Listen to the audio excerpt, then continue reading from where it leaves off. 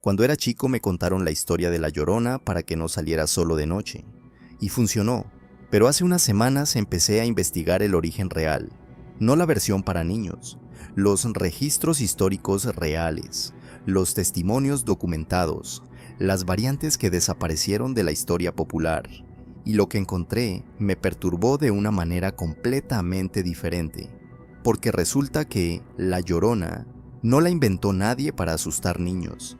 La documentaron cronistas, frailes y conquistadores durante 500 años, con nombres, con fechas, con lugares específicos, y nadie ha podido explicarla del todo. ¿Crees conocer esta historia? No la conoces. Vamos a ir en 4 capas. Primero, la versión popular que todos conocen. Segundo, el origen histórico real, lo que los documentos coloniales realmente dicen. Tercero, las variantes oscuras que casi nadie menciona. Y cuarto, ¿qué podría ser esto realmente? Empecemos. La historia básica la conoce casi todo latinoamericano. Una mujer, un río, 2 hijos muertos. La razón cambia dependiendo de quién te la cuente. A veces la abandonó su marido, a veces era pobre y desesperada. Pero el resultado siempre es el mismo. Ahogó a sus hijos en un río y enloqueció de culpa. Y ahora vaga eternamente, vestida de blanco, llorando, buscando a sus hijos. Si la escuchas cerca de un río de noche, algo malo viene. Si el llanto suena lejos, está justo a tu lado. Eso es lo que te contaron. Esa versión tiene menos de 200 años. La historia real tiene más de 500. Y es completamente diferente. Para encontrar el origen real tenemos que ir a un documento específico, el Códice Florentino, compilado por el fraile franciscano Bernardino de Sahagún en el siglo XVI, trabajando directamente con informantes aztecas que vivieron antes y durante la conquista. Y en ese documento aparece algo que me detuvo cuando lo leí. Una de las señales que los aztecas registraron como presagios de la caída de Tenochtitlan fue esta. Una mujer aparecía de noche en las calles de la ciudad llorando, y sus palabras exactas según el códice eran estas: «Hijos míos, ya tenemos que irnos lejos», y otras veces: «Hijos míos, ¿a dónde los llevaré?». Los aztecas la llamaban Cihuacóatl, mujer serpiente, una de sus diosas más poderosas. Pero esto no fue documentado como leyenda, fue documentado como evento que personas reales dijeron haber experimentado. Y aquí viene lo que más me impacta. Los propios conquistadores españoles documentaron haber escuchado estos llantos. Bernal Díaz del Castillo, soldado de Cortés y uno de los cronistas más detallados de la conquista, describió en su Historia Verdadera escuchar voces de mujer llorando de noche en ciertas zonas de lo que hoy es México. Díaz del Castillo era un hombre pragmático, soldado. No era dado a inventar historias, y aún así lo documentó. Cuando 2 culturas completamente diferentes, la azteca y la española, documentan independientemente el mismo fenómeno en el mismo lugar durante el mismo periodo histórico, eso es difícil de ignorar. Ahora, la parte que menos se menciona. La versión popular que todos conocemos es básicamente una versión centralizada y suavizada que se popularizó en México durante el siglo XIX.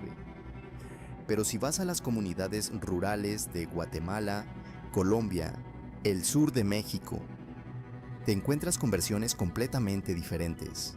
El antropólogo Ricardo Pozas Arciniega documentó en comunidades de los Altos de Chiapas en los años 50 una variante que me perturbó genuinamente.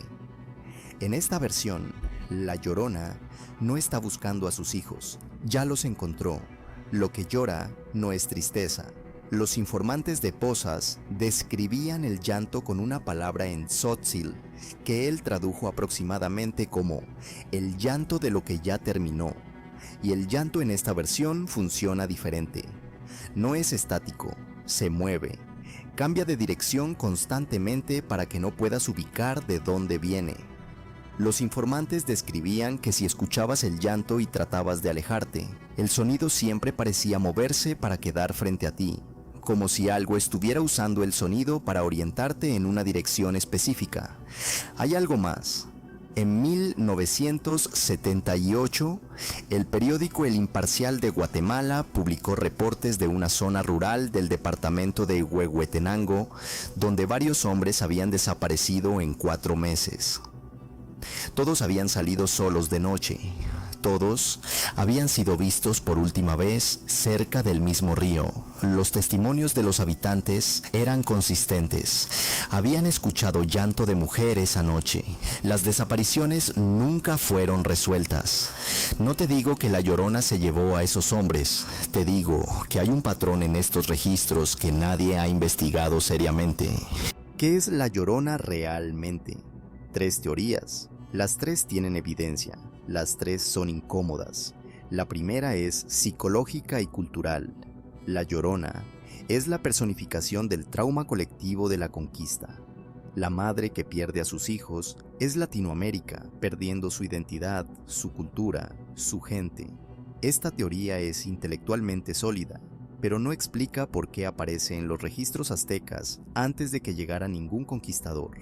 La segunda es comparativa. El investigador Thomas Fries señaló en 1982 algo extraordinario. Figuras prácticamente idénticas a la Llorona aparecen en culturas que nunca tuvieron contacto entre sí. En Japón existe la Yurei, mujer de blanco que llora y busca algo perdido. En Irlanda existe la Banshee, figura femenina cuyo llanto anuncia muerte. En la mitología griega existe Hécate, que vagaba por los caminos de noche. Fries argumentó que esto no puede ser coincidencia cultural, que algo en la experiencia humana universal genera esta figura repetidamente en civilizaciones separadas por miles de kilómetros. La tercera es la más anticientífica y la más inquietante. Investigadores acústicos han documentado que ciertas condiciones geográficas, valles estrechos cerca de cuerpos de agua en altitudes específicas, pueden generar resonancia acústica que el cerebro humano interpreta como llanto. Estas condiciones se dan especialmente en zonas montañosas de México y Centroamérica. ¿Es posible que aztecas, conquistadores y comunidades rurales modernas estén describiendo el mismo fenómeno acústico natural? Posible, pero no explica el llanto que se mueve, no explica las desapariciones documentadas, no explica la consistencia de los testimonios a través de 500 años. La respuesta real probablemente combina las 3 teorías, que hay algo real en ciertas zonas geográficas, que ese algo fue interpretado culturalmente de maneras diferentes, y que esa interpretación tomó vida propia. ¿Qué es exactamente ese algo? No lo sé, y creo que esa es la respuesta más honesta que puedo darte. 500 años de registros, 2 culturas completamente diferentes, documentando lo mismo en el mismo lugar.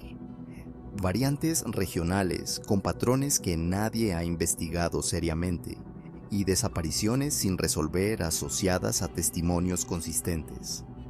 La Llorona no es un cuento para niños, es una de las historias más documentadas y menos comprendidas de toda Latinoamérica.